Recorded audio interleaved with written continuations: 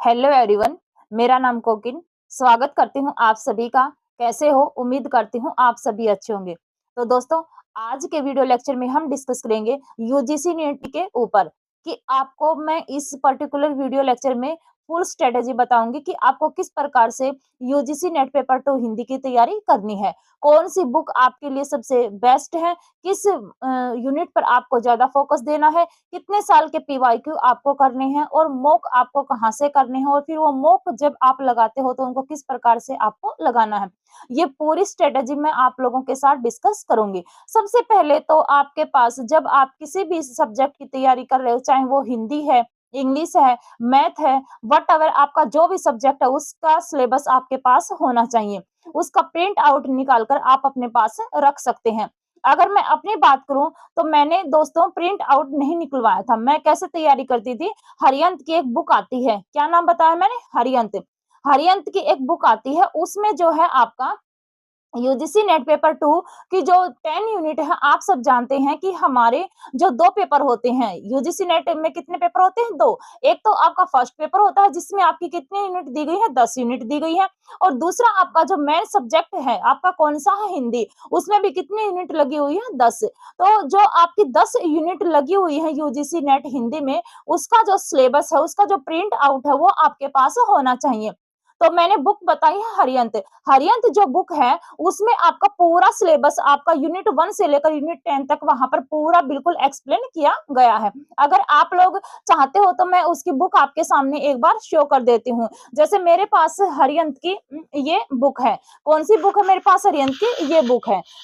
इस बुक में आपका जैसे पूरा सिलेबस दिया गया है। आपका जैसे मैं इस बुक को खोलती हूँ तो आपका यहाँ पर देखो, ये वाला भाग देखो आप यहाँ पे जो है आपका ये यहाँ पर पूरा सिलेबस, जैसे कि यूनिट 1 है, यूनिट 3 है, आप लोगों को दिखाई दे रहा होगा, यूनिट 4 है, 5 है, आपके यूनिट 6 है, फिर आपके यूनिट 7 है, 8 है, 9 है और 10 है। इस प्रकार से आपका पूरा सिलेबस इस बुक के अंतर्गत दिया गया है। अगर आप इस बुक को नहीं खरीद सकते तो आप प्रिंट आउट तो मतलब सिलेबस का अपने पास जरूर होना चाहिए। जब भी आप पढ़ने बैठो तो आपके पास आपका जो सिलेबस है वो आपके सामने होना चाहिए, क्योंकि सिलेबस अगर आप सामने रखते हो और ये सोचते हो कि हाँ आज मैंने इस यूनिट को कवर करना है, इस यूनिट में से इस वाले पोर्शन को आज मैंने पूरा करना है, तो आप जब अपना सिलेबस अपने पास रखोगे, पढ़ने बैठते हो तो तुरंत आपके माइंड में ये घूमता है कि हाँ मैंने आज कल मैंने रात को सोते टाइम अपने आप से ये वादा किया था कि कल मैं इस टॉपिक को उस यूनिट का कवर करूंगी या करूंगा।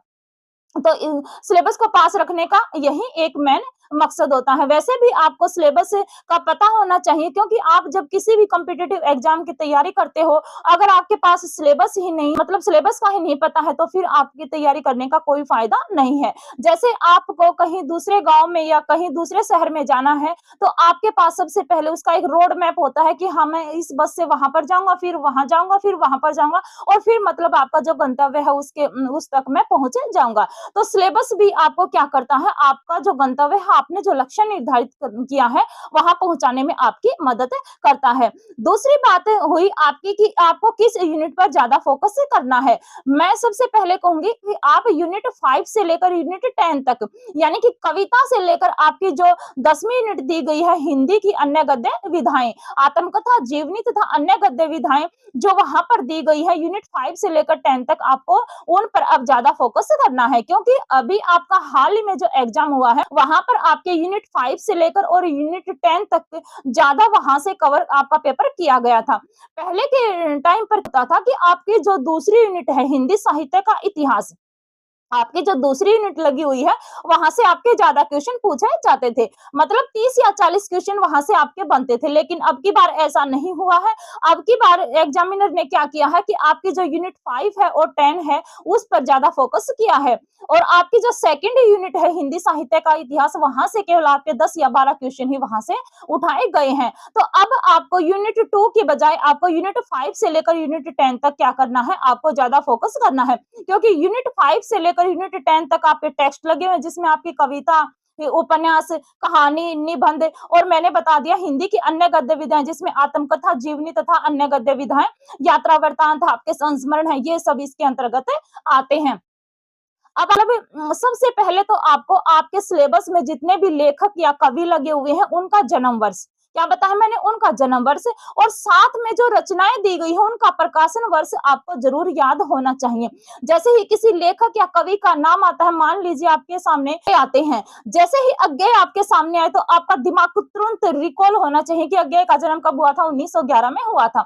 उनकी एक उपन्यास आता है शेखर एक जीवनी, 2 भाग है, 1940 और 1944 में। तो आपको तुरंत आपके दिमाग में घूम जाना चाहिए, 2 भागों में था, 1940 और 44 में। इस तरह से आपको क्या करना है, सबसे पहले जो कवि या लेखक हैं और जो उनकी रचनाएँ दी गई हैं, उनका प्रकाशन वर्ष और उनका जन्म वर्ष आपको सबसे पहले आपका यही काम बनता है कि आपके सिलेबस में जितने वर्ष और जन्म वर्ष आपको याद करना है। क्योंकि एग्जामिनर क्या करता है कि कभी-कभी तो आपके 10 प्लस क्वेश्चन आपके एग्जाम से मतलब सिलेबस से बन जाते हैं। अगर मैं अब की बार बस करना है, फिर बताया है कि मैंने जो आपकी जो यूनिट 5 से लेकर 10 तक की जो भूमिकाएँ हैं, यानी कि जो आपकी कविता है, कविता में एक तो कविता में भूमिका मिलेगी, आपकी नाटक में भूमिका मिलेगी और आपके जो उपन्यास है वहाँ पर जो ये 3 यूनिट है आपके, वहाँ पर क्या दिए गए हैं, आपकी भूमिका दी गई है। उन भूमिकाओं को आपको बिल्कुल घोट कर पी जाना है। आजकल भूमिका से आपके ज़्यादा मतलब क्वेश्चन पूछे जा रहे हैं। अगर मैं यूनिट 5 की बात करती हूँ, तो आपकी भागीरथी आती है, प्रिय प्रवास आती है और उर्वशी आती है। ये 4 रचनाएँ जो मैंने बताई हैं, इनकी भूमिका आपको बिल्कुल घोट कर पी लेनी है। क्योंकि जो ये भूमिका है, यहाँ से रानी जेठानी की कहानी, परीक्षा गुरु, बाण भट्ट की आत्मकथा, मैला आंचल, मानस का हंस, धरती धन है अपना, जो ये उपन्यास बताए हैं मैंने 6 या 7, इनकी भूमिका को क्या करना है, आपको बिल्कुल अच्छे प्रकार से याद करना है या तैयार करना है। फिर नाटक में आते हैं आपके अंधायुग है, आधे अधूरे है, बकरी है, एक और द्रोणाचार्य है और अंजो दीदी। जो ये 4-5 नाटक मैंने बताए हैं, इनकी भूमिका आपको करनी है। तो भूमिका आपको किस-किस यूनिट की करनी है?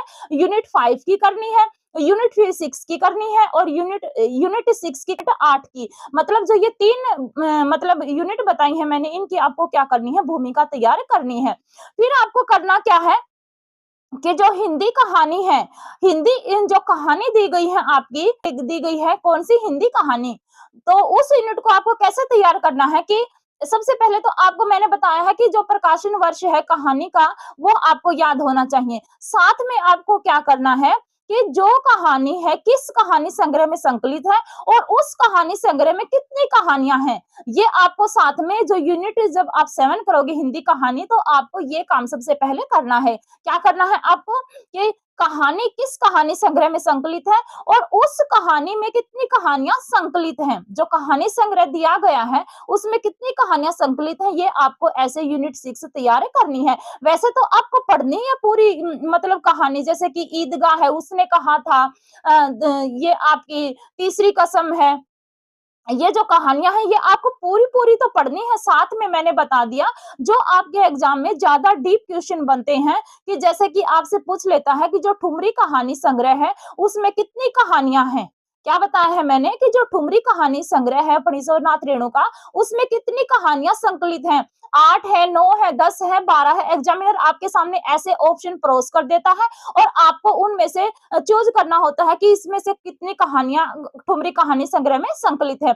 जैसे परिंदे है निर्मल वर्मा की, जो परिंदे कहानी संग्रह है, उसमें कितनी कहानियां संकलित हैं। इस तरह से एग्जामिनर आपके यहाँ से क्वेश्चन पूछता है। नाटक की, तो नाटक को आपको कैसे तैयार करना है, नाटक वाली यूनिट को, कि मैंने बताया प्रकाशन वर्ष तो करना ही करना है आपको, साथ में वो नाटक मतलब जो नाटक दिए गए हैं, वो नाटक मतलब कितने अंकों में विभाजित है और साथ में जो अंकों के नाम दिए गए हैं, उन अंकों को आपको बिल्कुल याद करना है कि पहले अंक पे कौन है, फिर दूसरे अंक में कौन है, तीसरे अंक में कौन है। जैसे कि भारत दुर्दशा है, अंधेर नगरी है, ये दोनों नाटक आपके 6-6 अंकों में विभाजित हैं। तो इन अंकों के नाम भी आपको क्या होने चाहिए, याद होने चाहिए। क्योंकि अंधेर नगरी, भारत दुर्दशा, स्कंदगुप्त, चंद्रगुप्त, ध्रुव स्वामिनी, अंधायुग है आपका, आधे अधूरे है, जो ये आपका सिंदूर की होली है, ये जो नाटक है, इनके आपको जो अंक है वो बिल्कुल कंठस्थ होने चाहिए। एग्जामिनर दे देता है कि भारत दुर्दशा नाटक कितने अंकों में विभाजित है, 6 अंकों में विभाजित है। फिर आपसे क्या पूछेगा कि भारत दुर्दशा नाटक में जो अंक आए हैं उनको पहले से बाद के क्रम में लगाइए। इस तरह से क्या करना है, आपको नाटकों के जो अंक है उनको क्रम से याद करना है। इसी प्रकार से आपकी जो यूनिट 10 दी गई है आत्मकथा, जीवनी तथा अन्य गद्य विधाएं, उसमें भी यही सेम पोर्शन दिया गया है। आपको उसमें भी क्या करना है, जैसे मूर्धन्य है, मूर्धन्य कितने भागों में है, 7 भागों में विभाजित है, तो आपको वो सातों भाग याद होने चाहिए। उसी प्रकार से आपका कौन सा है, एक साहित्य की डायरी है मुक्तिबोध की, वो कितने भागों में है, 13 भागों में विभाजित है, तो वो 13 के 13 जो भाग है वो क्रम है, आपको क्रम से याद होने चाहिए। मेरा कहने का मतलब क्या है कि जो आपकी यूनिट 5 कौन सी, नाटक वाली, और आपकी जो कौन सी है, आत्मकथा, जीवनी तथा अन्य गद्य विधाएं, जो मैंने ये यूनिट बताई है, इनके अंक और अंकों का क्रम आपको बिल्कुल क्या होना चाहिए, कंठस्थ होना। आपको जो कविता दी गई है, जो आपके यूनिट 5 की जो मतलब कविता है, उसमें क्या दिया गया है, उसमें आपकी टोटल 52 कविताएं लगी हुई हैं। तो ऐसा तो नहीं है कि आप सभी कविताओं को क्या कर लोगे, याद कर लोगे, उनकी व्याख्या मतलब जो एक्सप्लेनेशन है वो सब आप कवर कर लोगे, ऐसा तो पॉसिबल नहीं है भाई। देखो मेरे से तो हुआ नहीं था, आप लोग कर सकते हो तो अच्छी बात है। तो उन कविताओं को आपको कैसे करना है, जैसे आपके अमीर खुसरो हैं, ये जो मतलब आदिकाल आधुनिक काल से पहले के जो कवि या कविताएं आई है, उसको आप बस ऐसे ही रैंडमली पढ़ लो। लेकिन आधुनिक बाद के जो कविताएं हैं, आधुनिक काल की जो कविताएं हैं, उनको आपको बिल्कुल मतलब लाइन टू लाइन पढ़ना है। जैसे कि प्रिय प्रवास है, आपकी रश्मि रथी है, और कौन सी आती है आपकी, भारत भारती है, साकेत है, और महादेवी वर्मा की दी गई है, आपके सुमित्रानंदन पंत की दी गई है, निराला की दी गई है, अज्ञे की दी गई है, भवानी प्रसाद मिश्र की दी गई है। कहने का मतलब है कि आधुनिक काल की जितनी भी कविताएं आपके सिलेबस में दी गई हैं, उन कविताओं को आपको एक बार तो पढ़ना ही पड़ेगा, क्योंकि आधुनिक काल की जो कविताएं हैं, वहां से पंक्तियां उठाकर एग्जामिनर पूछ लेता है कि इस पंक्ति में कवि क्या कहना चाहता है। आजकल आपका जो पेपर बन रहा है वो बिल्कुल डीप लेवल का बन रहा है। इस प्रकार से आपको यूनिट 5 से लेकर यूनिट 10 तक को कवर करना है। अब यूनिट 5 से पहले की जो है, जैसे कि आपकी कौन सी यूनिट आती है, पहली आती है कि आपका भाषा। भाषा से संबंधित आपकी जो यूनिट है, उसमें आपको क्या करना है, जो आपके अनुच्छेद दिए गए 343 से लेकर 351 तक वो याद करने हैं। साथ में जो संवैधानिक स्थिति है हमारे संविधान में किसकी, राजभाषा की, वो तैयार करना है। फिर आपको जो ये राजभाषा अधिवेशन जितने भी हुए हैं, उन सब के बारे में आपको पता होना चाहिए इस प्रकार से। और साथ में बोलियां, बोलियां तो आपको बिल्कुल कंठस्थ होनी चाहिए, क्योंकि यहाँ से आपके 2 या 3 क्वेश्चन हर बार बोलियों से बनते हैं। तो मैंने 4 पोर्शन में मैंने बताया है कि आपको क्या करना है कि जो बोलियां हैं, बोलियों के साथ-साथ जो राजभाषा संबंधी प्रावधान है, वो सब आपको करने हैं। यूनिट 2 है आपका हिंदी साहित्य का इतिहास। हिंदी साहित्य का इतिहास के लिए आपको रामचंद्र शुक्ल, रामचंद्र तिवारी, डॉक्टर बच्चन सिंह और डॉक्टर नगेंद्र और हरदयाल ने साथ मिलकर इस ग्रंथ को संपादित किया था। तो डॉक्टर नगेंद्र और हरदयाल का जो, डॉक्टर नगेंद्र भी लिखा पाएगा और साथ में हरदयाल भी लिखा पाएगा। तो उस ग्रंथ को आपको खरीदना है। ये चारों ग्रंथ आपके पास होने चाहिए। अगर मैं अभी हाल ही के एग्जाम की बात करती हूँ, तो उसमें आपका तिवारी, डॉक्टर बच्चन सिंह और डॉक्टर नगेंद्र को वहां पर उठाया गया था। अब एक बात और बताना चाहूंगी, आपके सिलेबस में जितनी भी रचनाएं लगी हुई हैं, चाहे वो कहानी है, नाटक है, निबंध है, आत्मकथा है, जीवनी है, जो भी रचनाएं आपके सिलेबस में लगी हुई हैं, उस सिलेबस में जो रचनाएं दी गई हैं, शुक्ल, बच्चन सिंह, डॉक्टर नगेंद्र और रामचंद्र तिवारी उन रचनाओं के बारे में क्या बोल रहे हैं, उनके बारे में भी आपको पता होना चाहिए। जैसे कि आप पढ़ते हो, मान लीजिए आपने सबसे पहले कहानी को पढ़ना शुरू किया, आपके सामने कहानी आती है आकाशद्वीप, तो आकाशद्वीप कहानी को आपको चारों बुकों से खंगालना है। किस किस बुक से, डॉक्टर नगेंद्र से, बच्चन सिंह से, तिवारी से, और किससे निकालना है आपको मैंने बताया है, डॉक्टर नगेंद्र। ये जो 4 मैंने आलोचक बताए हैं, इनकी बुक से आपको ये देखना है कि ये आलोचक आकाशदीप कहानी के बारे में क्या कह रहे हैं। उसी तरह से आपको जैनेंद्र की कहानी आती है अपना अपना भाग्य, तो अपना अपना भाग्य जो कहानी है, इनके बारे में जो 4 मैंने जो आलोचक बताए हैं, ये अपनी क्या टिप्पणी वहां पर देते हैं। कहने का मतलब है कि आपकी जो सिलेबस में जितने भी लेखक या कवि लगे हुए हैं, और साथ में जो मैंने ये बुक बताई है 4, आचार्य रामचंद्र शुक्ल का हिंदी साहित्य का इतिहास, रामचंद्र तिवारी का, डॉक्टर बच्चन सिंह का और डॉक्टर नगेंद्र और हरदयाल द्वारा संपादित जो ग्रंथ है, इन ग्रंथों में से आपके सिलेबस में जो कवि या लेखक है, उनकी रचनाएं हैं, इन्होंने अपने ग्रंथ में क्या बोला है, ये आपको जरूर देखना है। अब की बार अगर कोई भी बच्चा अगर नए सिरे से तैयारी शुरू कर रहा है, तो बता देती हूँ कि अब की बार आपका क्लियर कर लोगे। फिर आपको मॉक कैसे लगाने हैं, अगर मैं अपनी बात करूं, तो मैं आप लोगों के सामने एक बार अपने मॉक दिखाना चाहूंगी कि मैंने किस तरह से मॉक को लगाया था। आपको करना क्या है कि जब आप मॉक लगाते हो या फिर आप पीवाईक्यू लगाते हो, पीवाईक्यू की बात करूँगी मैं सबसे पहले। पीवाईक्यू आपको कितने साल के करने हैं? पीवाईक्यू आपको करने हैं 21 से लेकर 25 तक, यानी कि 5 साल के पीवाईक्यू करने हैं।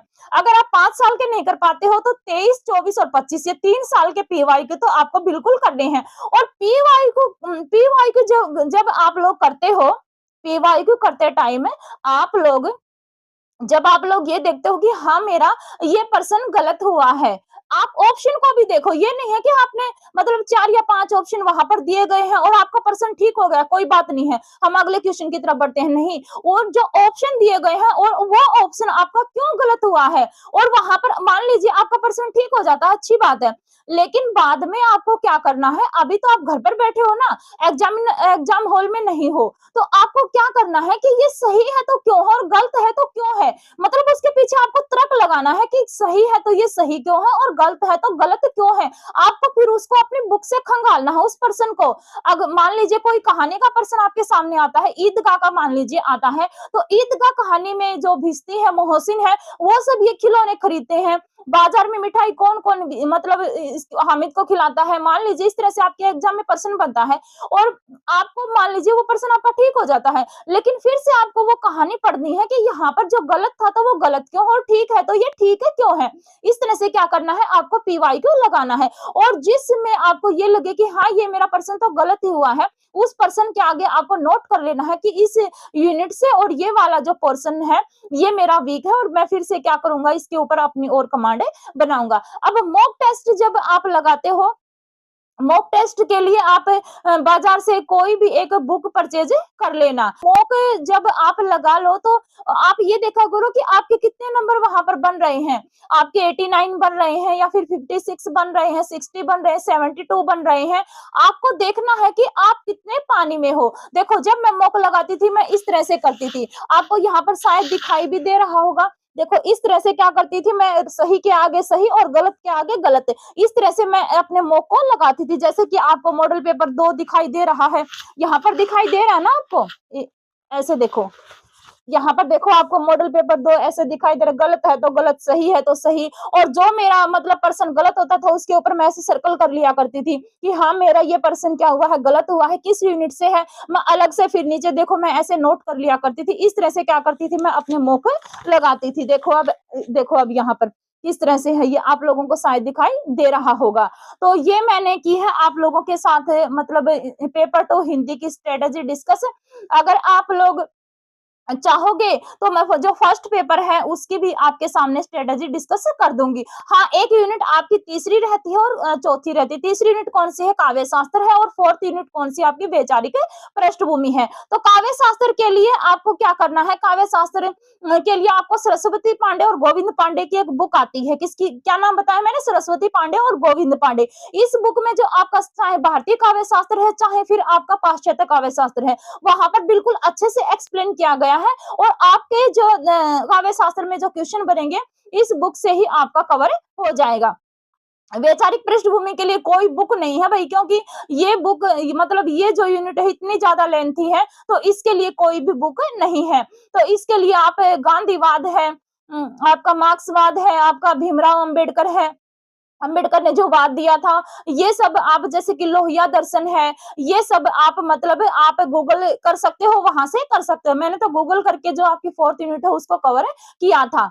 तो इस तरह से मैंने आप लोगों के सामने स्ट्रेटेजी डिस्कस कर दी है कि आपको कौन सी यूनिट पर ज्यादा फोकस करना है, और मतलब जब आप अब की बार अगर आप एग्जाम देने जा रहे हो तो आपको यूनिट 5 से लेकर यूनिट 10 पर आपको ज्यादा फोकस करना है, और यूनिट 5 और यूनिट 10 तक आपको जो रचनाएं दी गई हैं उन रचनाओं का आपको मतलब आपके दिमाग में एक तरह से एक भूमिका सी बन जानी चाहिए कि हाँ पहले ये वाला भाग आता, फिर ये भाग आता, फिर ये भाग आता। भाग का मतलब क्या है कि आपके सामने उस कहानी है, निबंध, उपन्यास है, जो भी है उसकी आपके सामने एक मतलब एक पिक्चर सी आपके दिमाग में घूम जानी चाहिए कि हाँ पहले ये वाली घटना घटी थी, बाद में ये हुआ था, बाद में ये हुआ था, क्योंकि आपके एग्जाम में क्या है कि क्रम से क्वेश्चन पूछे जाते हैं कि पहले पे क्या आया था, फिर क्या आया था, फिर क्या आया था। इस तरह से आपके एग्जाम में क्वेश्चन बन रहे हैं। तो मैंने आप लोगों के सामने पेपर 2 की जो स्ट्रेटेजी है वो डिस्कस कर दी है। अगर आप लोग कहते हो कि पेपर 1 के ऊपर भी अपनी स्ट्रेटेजी मतलब बता देना कि पेपर 1 को हम कैसे कवर करें, बिना डीआई मैथ के भी क्या हम जेआरएफ निकाल सकते हैं? तो आप लोग बिल्कुल निकाल सकते हो, क्योंकि मैंने भी बिना डीआई मैथ के क्या किया था, जेआरएफ क्वालीफाई किया है। तो अगर आप चाहोगे तो मैं आपके लिए फर्स्ट पेपर के ऊपर भी मतलब स्ट्रेटेजी डिस्कस कर दूँगी। Thank you.